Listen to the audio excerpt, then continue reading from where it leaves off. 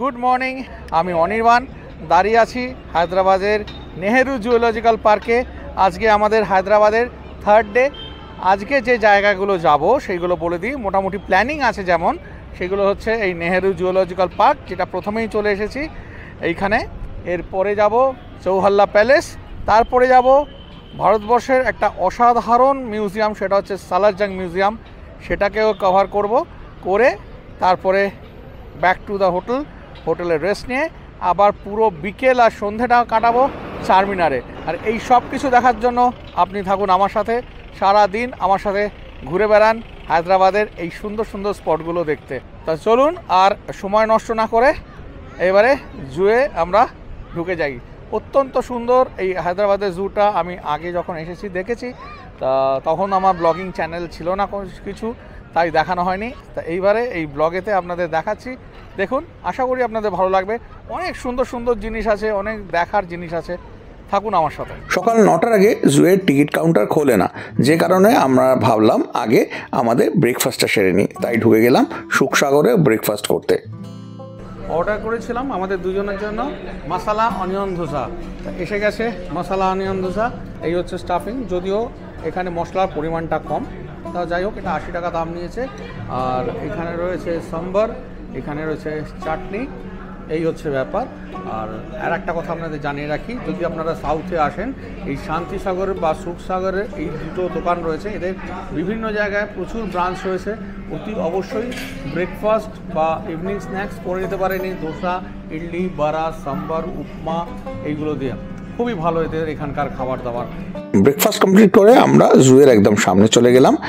আচ্ছা, আপনাদের বলে রাখি, ভেতরে কিন্তু কোনো রকম ব্যাগ বা প্লাস্টিকের প্যাকেট অ্যালাউড নয়। যদি আপনারা কিছু ভেতরে নিয়ে ঢুকতে চান, সেক্ষেত্রে এখান থেকে এই ব্যাগ পারচেস করে নিতে হবে, যেগুলো কাপড়ের তৈরি। এবারে টিকিট কাউন্টারে কেমন কি টিকিটের দাম রয়েছে স্ক্রিনে দিয়ে দিলাম। এখান থেকে টিকিট কেটে তারপরে আপনাদের ভেতরে ঢুকতে হবে। মনে রাখবেন, প্রত্যেক সোমবার কিন্তু এই জু বন্ধ থাকে। টিকিট কেটে নিয়ে তো আপনারা ভেতরে ঢুকে গেলেন, কিন্তু এই নেহেরু জুওলজিক্যাল পার্ক বিশাল এরিয়া জুড়ে, তাই পায়ে হেঁটে পুরোটা দেখা কিন্তু অসম্ভব, যে কারণে আপনাদের সবসময় উচিত হবে এই ব্যাটারি চালিত গাড়ির টিকিট পারচেস করে নেওয়া। টিকিটের কেমন কি দাম রয়েছে না রয়েছে আমি সব স্ক্রিনে দিয়ে দিচ্ছি। যথারীতি আমরা আমাদের টিকিট কেটে এই গাড়িতে চড়ে পড়লাম। চলেছি আমরা এখন এই গাড়িতে করে। টাটা কর, টাটা কর।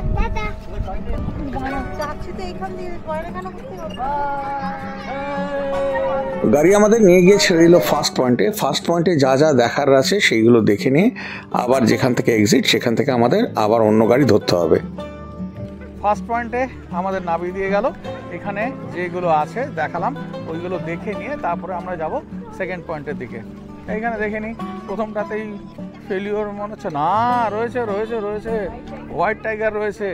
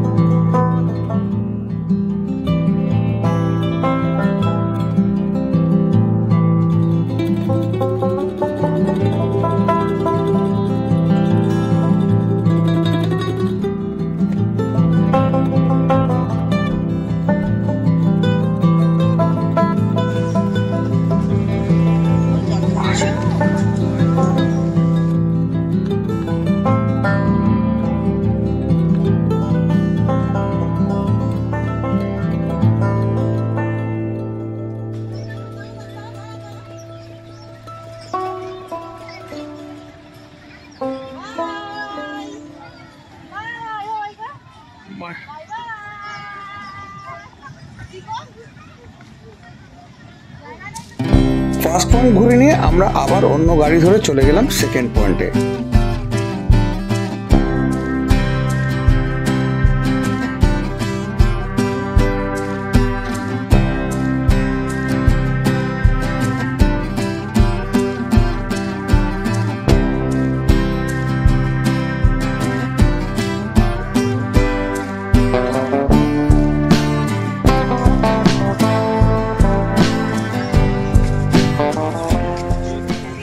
এভাবে অনেক কিছু দেখতে দেখতে আমরা গিয়ে তারপরে হাজির হলাম সাফারি দেখবো বলে সাফারি কাউন্টারে।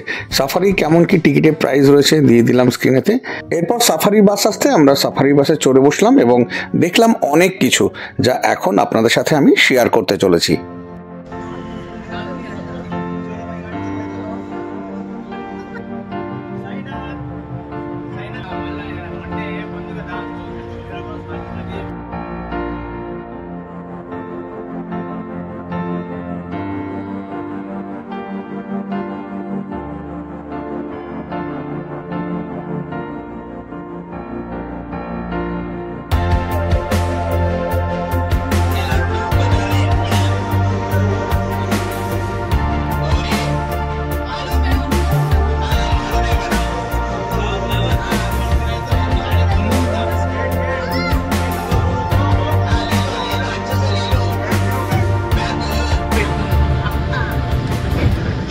দারুণভাবে সাফারি দেখে নিয়ে তারপর আমরা আবার ব্যাটারি চালিত গাড়িতে করে বিভিন্ন পয়েন্ট দেখা শুরু করলাম।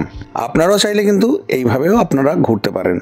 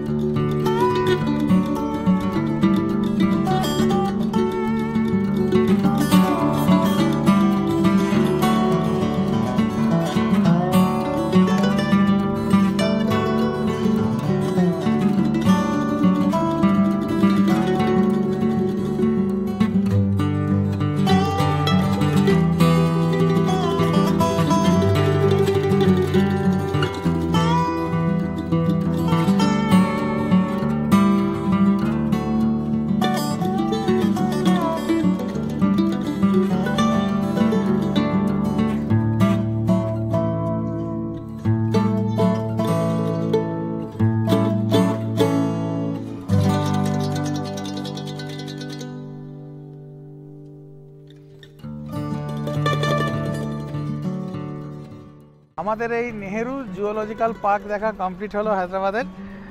মোটামুটি 3 থেকে 3.5 ঘন্টা লাগলো, সবই দেখেছি। শুধু রাইনো আর সাইডটা যাওয়া হয়নি, এছাড়া সবই মোটামুটি দেখা হলো। তাই এবারে আমরা এখান থেকে চলে যাব চৌহল্লা প্যালেসেতে।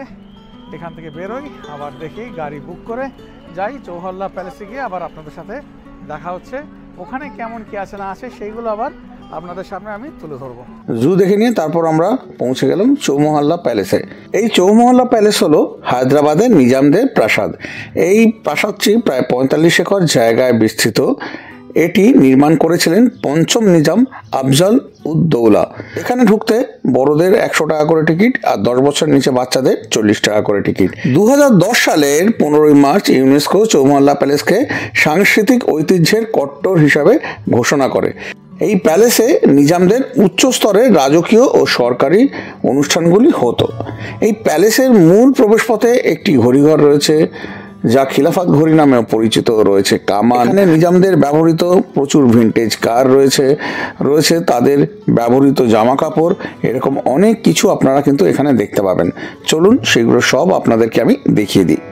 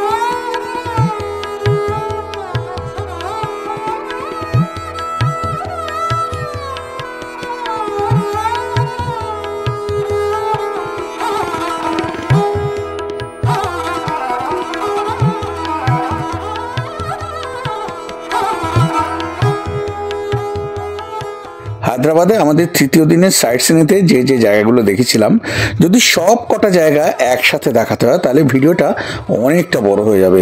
যে কারণে আপনাদের সুবিধার্থে তৃতীয় দিনের সাইট সিনটাকে আমি দুটো পর্বে ভাগ করে দিলাম। আজকে দেখতে পাচ্ছেন প্রথম পর্ব, এরপর দিন দেখতে পাবেন দ্বিতীয় পর্ব। আজকের ভিডিওটা আপনাদের কার কেমন লাগলো অতি অবশ্যই কমেন্ট করে জানাবেন। যদি ভালো লেগে থাকে তাহলে অতি অবশ্যই একটা লাইক দিয়ে দেবেন। আজকের ভিডিওটা এখানেই শেষ করব। আপনাদের সাথে দেখা হচ্ছে পরের দিন হায়দ্রাবাদ আমাদের তৃতীয় দিনের সাইট সিনের দ্বিতীয় পর্ব নিয়ে। তাহলে আজকের মতো বিদায় নিচ্ছি, আবার দেখা হচ্ছে পরের দিন। সবাই খুব ভালো থাকবেন, আনন্দে থাকবেন এবং সুস্থ থাকবেন।